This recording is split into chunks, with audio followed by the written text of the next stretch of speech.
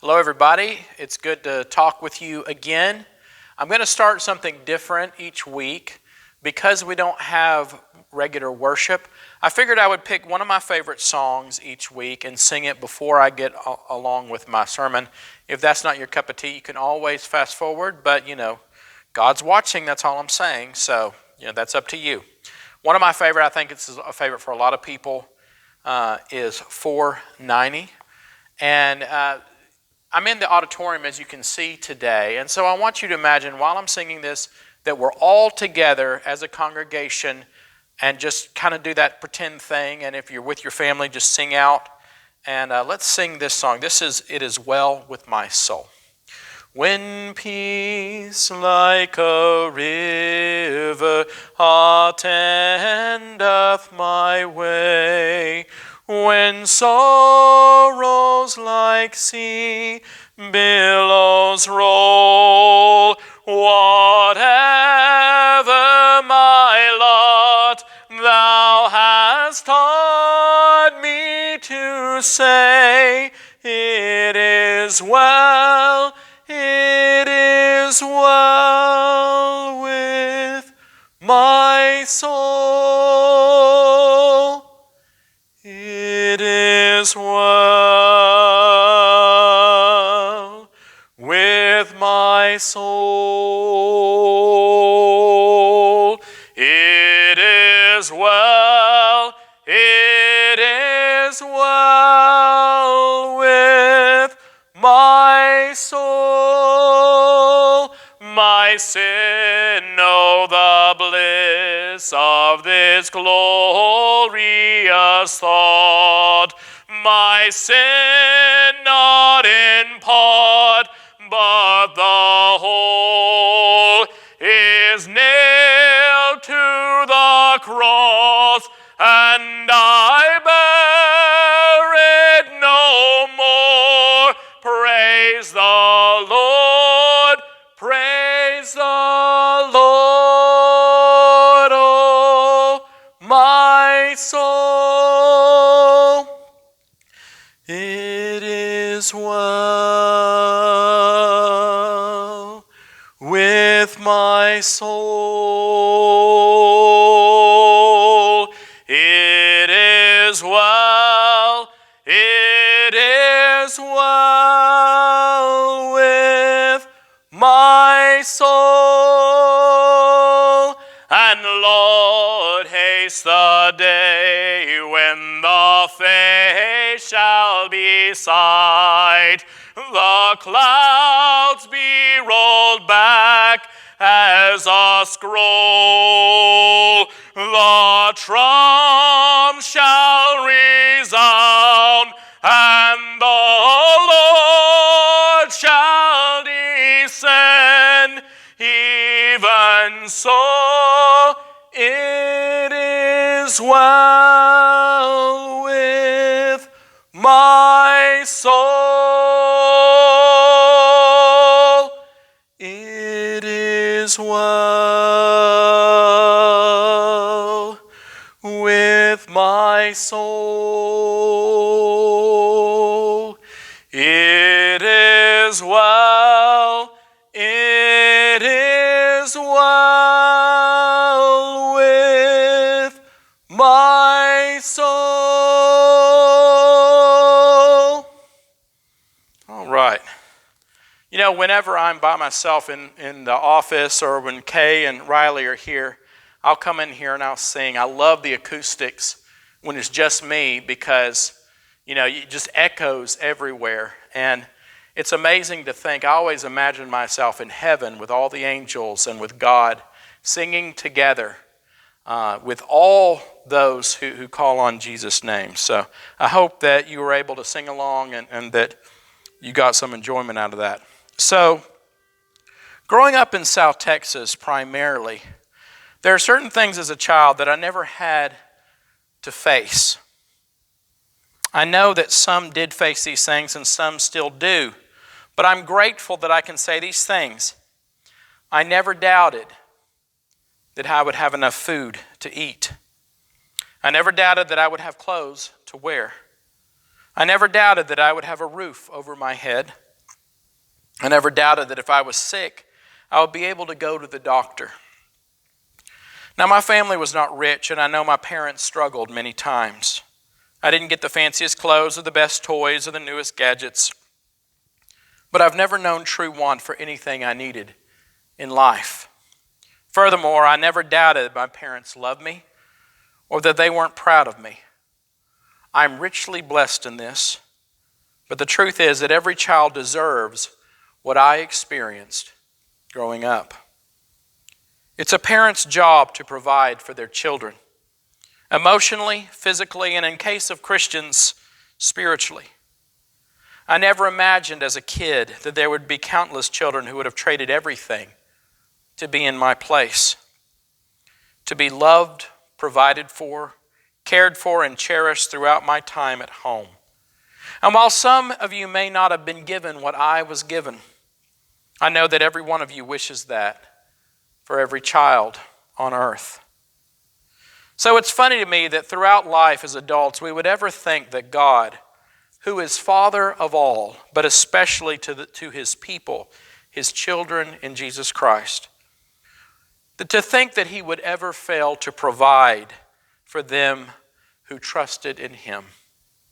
And yet we do doubt. We worry. We struggle and strive against the notion that somehow we will wake up one day and not have that which we need the most.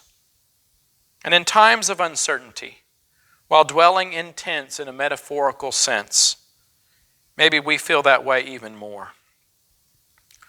When there is no certainty, can there be security? When there is no security, can there be peace? When there is no peace, can there be contentment? When there is no contentment, can there be joy?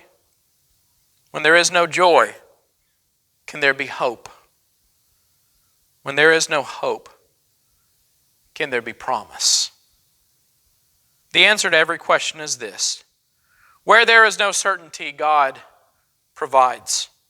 Where security and peace are lacking, God provides.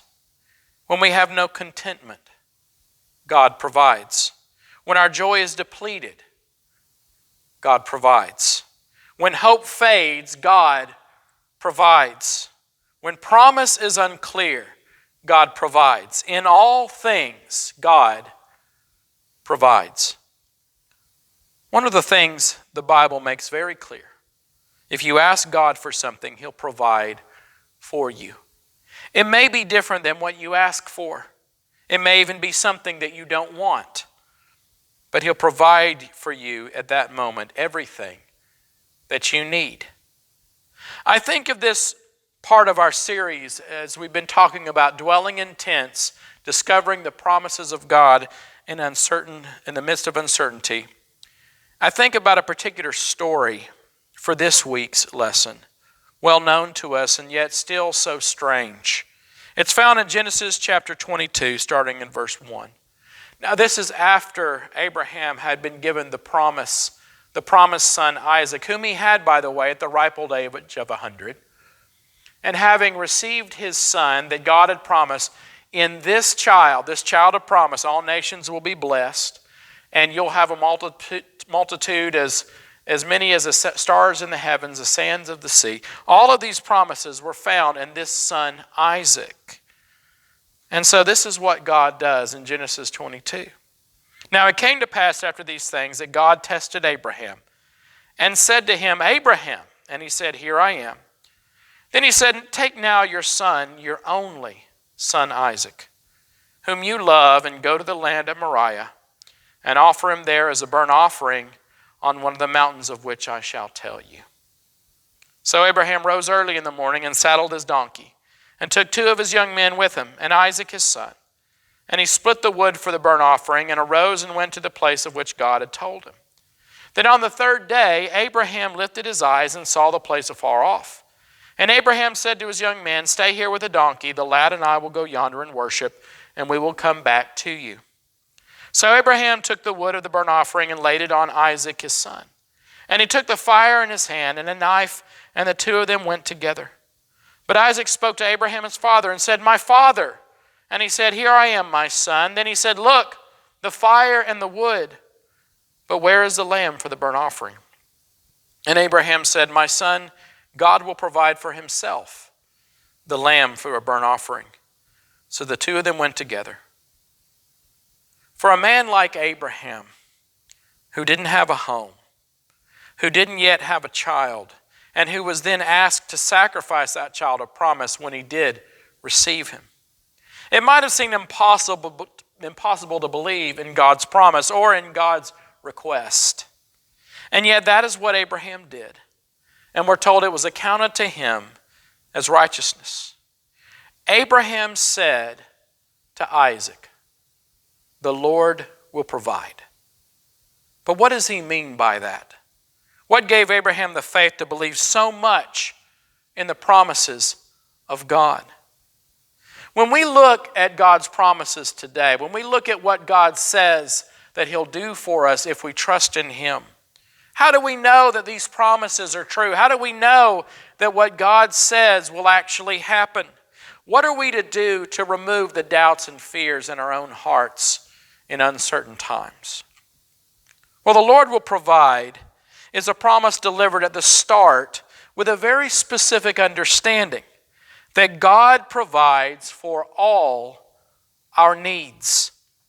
There are two opposing forces deep within us that cause us to doubt when it comes to provision, that of want and that of need. And they're always in conflict. They're always trying to subdue each other. When I was a young child, they were first coming out with a Nintendo Entertainment System, the NES. It seems ancient in comparison to some of the video game systems that you see today. But as a kid, all I wanted to do was play Super Mario Brothers on the NES. It's all I could think about. It's all I could dream about. When it first came out, I remember going to one of my friends' houses at Porter, Texas, and they had the NES, and everybody was watching it because they hadn't seen anything like it. We had Atari, but those were much simpler games.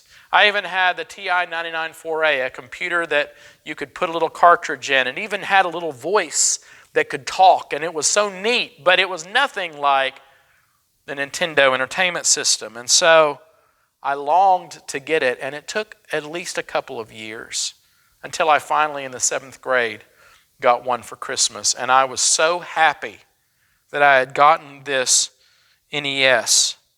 I felt like it was something I had longed for, I had wanted.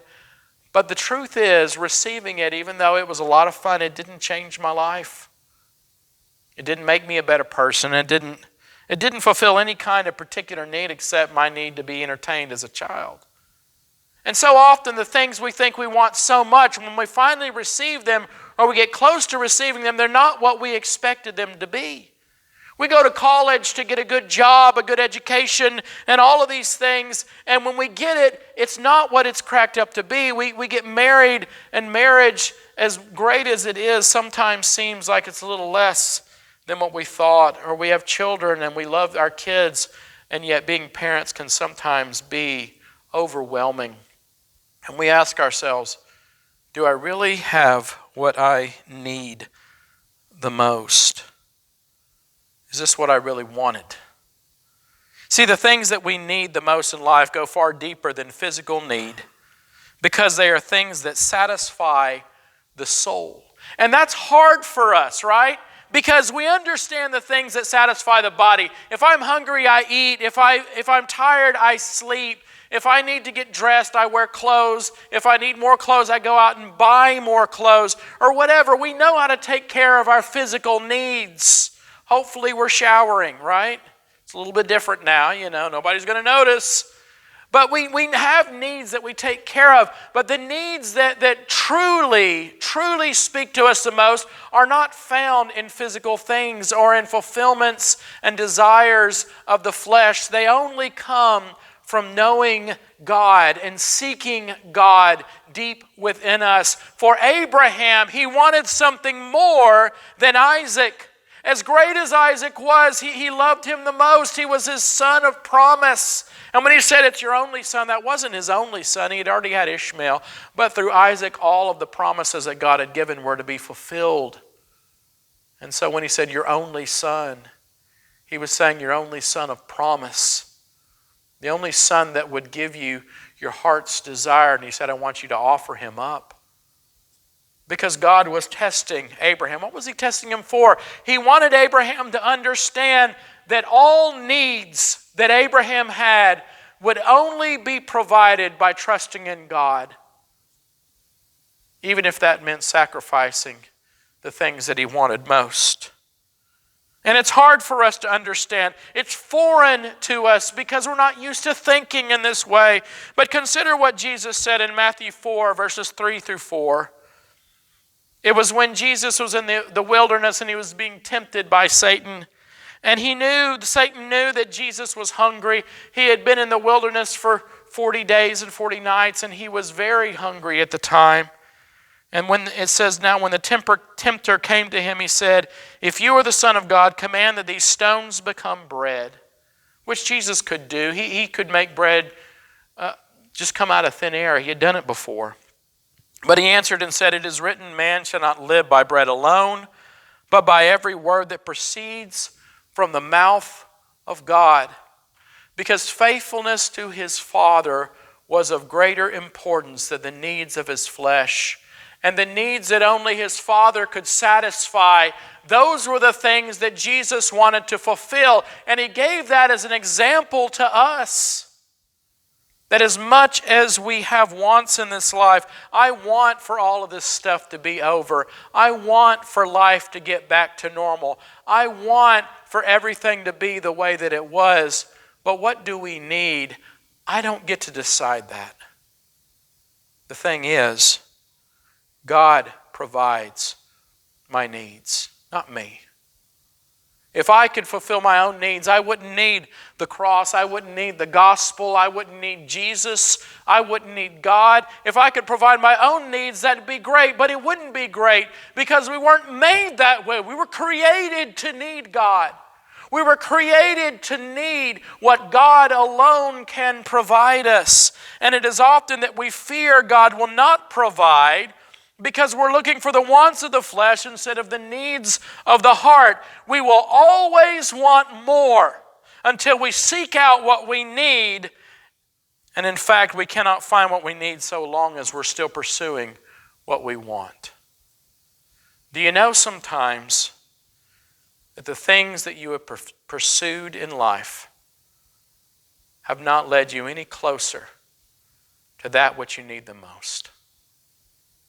If this whole mess has taught me anything, it's that sometimes I don't know what I want, but I know that I can't fulfill it alone.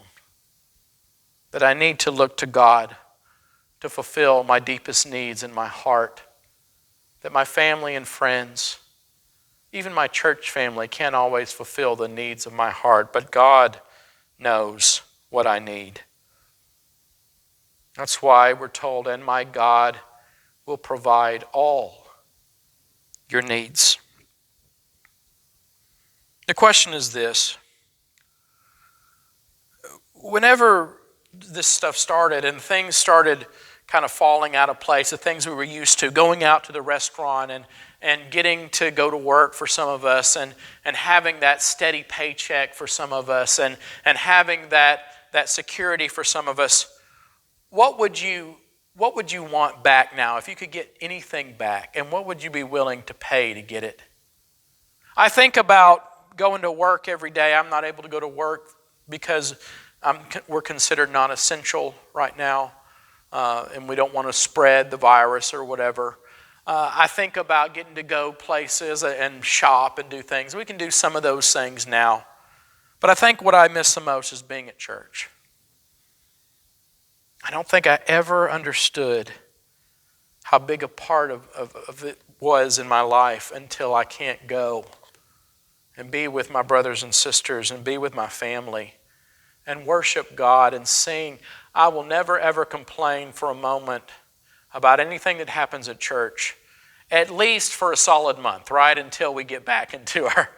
But for real, I think that out of all the things in my life that I miss the most, it's being together with my brothers and sisters. What would you give up to do that right now?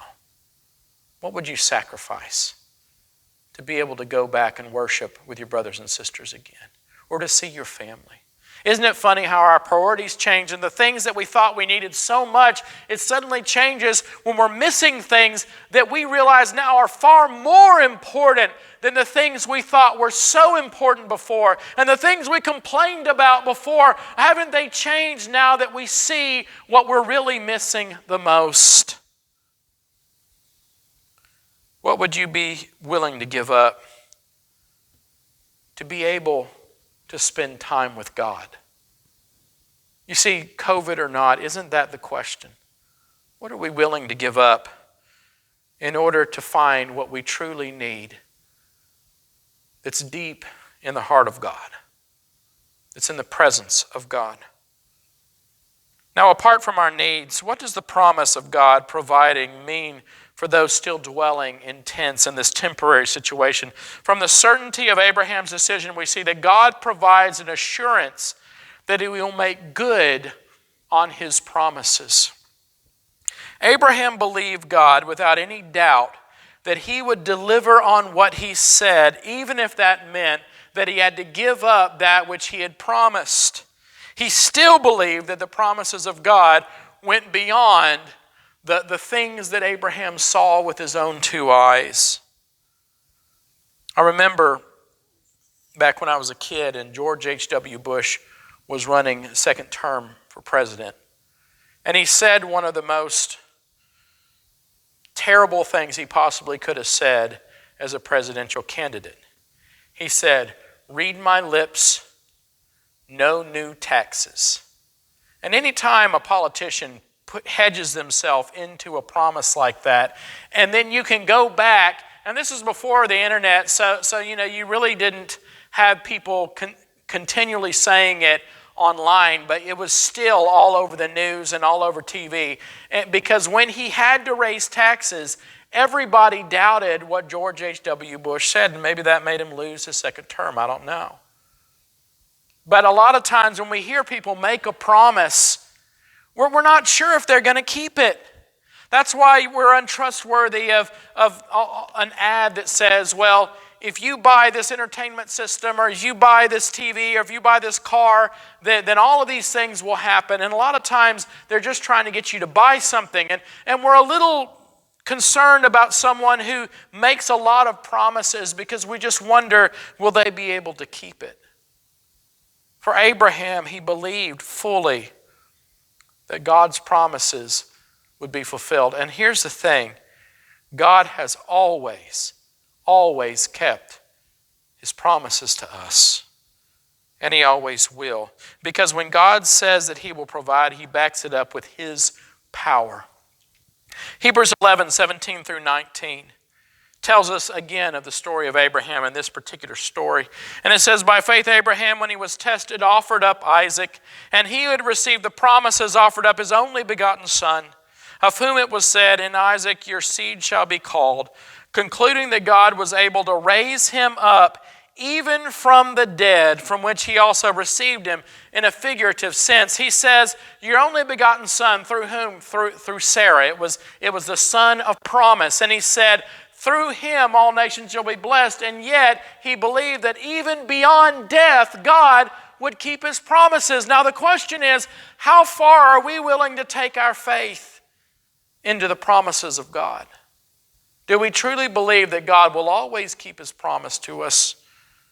Our problem with God's promises is not that we deny what He says, it's that we don't act on His promises as if they're true. I love the song "Standing on the Promises," because it's a song about how the promises of God impact our lives. And sometimes I think we forget that the promises of God aren't just to make us feel better, they're to get us going. They're to motivate us. They're to move us. If all the promises of God ever do is make us feel warm and tingly inside, we've missed the whole point of God's promises, because the point is to lead us and everybody around us to the promised land, not to keep us where we are. How can we receive God's promises if we're not willing to pursue them with all our heart? If we do not act in our daily lives on God's promise to provide, then we do not believe in Him. And if we do not believe in Him, we are denying ourselves every promise that He offers. Because the promises of God are not meant to be an excuse for inaction, but an invitation to act in a manner that defies our deepest flaws and limitations. And let me tell you, Abraham had plenty of flaws, and he made lots of mistakes. He tried to say, God, just take the oldest person that was or the firstborn that was born into my group, my people, my servants.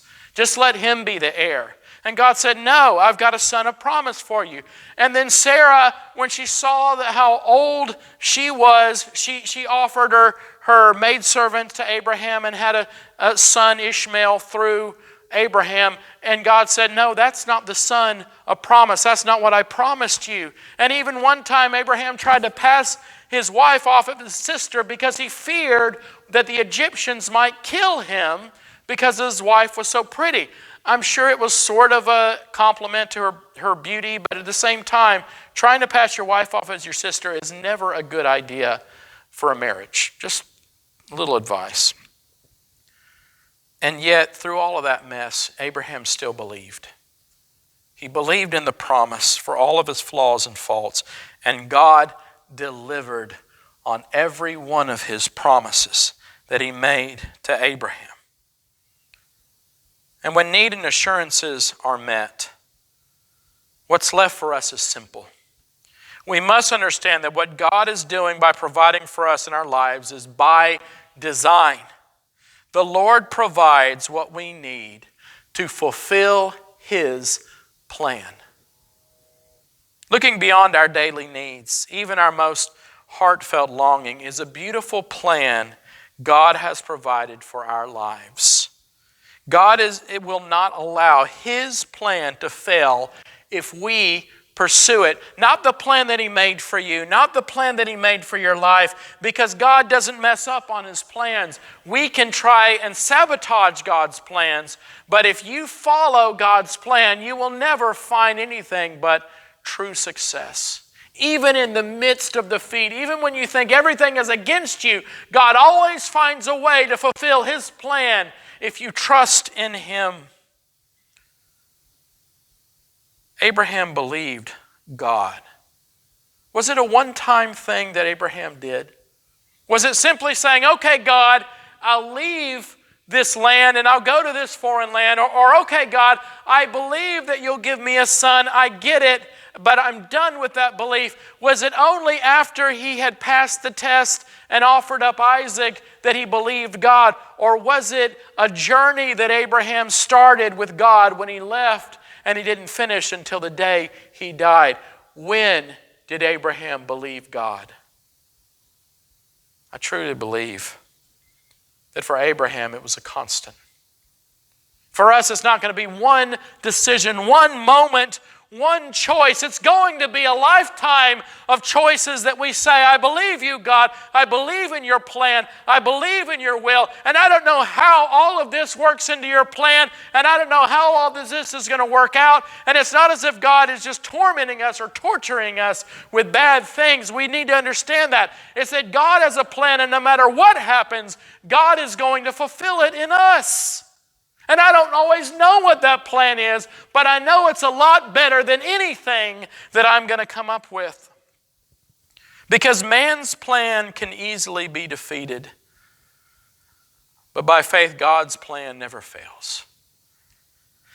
1 Corinthians 2, verses 9 through 10 says this, but as it is written, eye has not seen, nor ear has heard, nor have entered into the heart of man the things which God has prepared for those who love Him. But God has revealed them to us through His Spirit. For the Spirit searches all things, yes, the deep things of God. He says, no eye has seen. We don't know God's plan. We can't just dictate God's plan. But God gave us His Spirit so that we might know what His plans are, so that we might capture what God is doing. So if we look hard enough, we can see beyond the fears, beyond the doubts, beyond the worries, beyond the problems, and we can see the greatness of God's plan and the greatness of God's promises if only we'll believe. if we struggle with the direction of our lives, it may be that we need to see God's plan fulfilled in us instead of our own plans fulfilled. If we do, we can be certain that the Lord will always provide. Why? Because God may not provide for your plans, but He will for His. How was Abraham able to offer his son up and do the things that God had asked? I've often been told there's no way I'd ever offer up my child. How was Abraham able to do it? I mean, we don't get a good answer for that, do we? We say by faith, but that's not good enough, not for a parent who loves their child more than life itself. And for Abraham, that was the child of promise. That was his everything. That was his legacy. That was all the promises rolled into one child. So how was he able to do it? The answer is, he said, this is God's plan, not mine. It's been God's plan from the beginning. So if this is part of God's plan, I believe in it. And that's hard for us to say, and it's so difficult to do. But if we just say, this is God's plan, and I know that no matter what happens, He's going to work it out. That's why Abraham was able to do that. It wasn't easy for him. It's probably the hardest thing he's ever done in his life. But he said, this is God's plan. He says, son, God will provide the sacrifice. And indeed He did, because it wasn't Isaac that was killed. It was Jesus that was killed. God fulfilled His plan. He showed us that He's willing to do everything to fulfill His plan for us, even sending His own Son to die. And today is no different. God will do everything in His awesome, mighty power to fulfill His plan for your life if you will but embrace it, live by it, and receive what God has offered. And don't be afraid. Don't be a coward. I wonder if Abraham is going to be shown, or has been shown, all the ways that God has fulfilled His promise to him through Jesus. Can you imagine Abraham's face when he's in heaven and he sees a host of angels saying, holy, holy, holy is the Lord God Almighty. And he sees all the people who have bowed their knee to Jesus Christ. And it was God's plan from the beginning to take Abraham's seed in Jesus and to fulfill all these things. I don't think Abraham could have ever imagined such a glorious plan. And I wonder if we ever get to heaven, will we see just how great God's plan for you was. Just how many people impacted and loved and changed because you allowed Him to fulfill His plan in you. The question is, do we truly believe that the Lord will provide? And if we do, what are we going to do about it? I love you so much, and may God bless you today and every day until I see you again.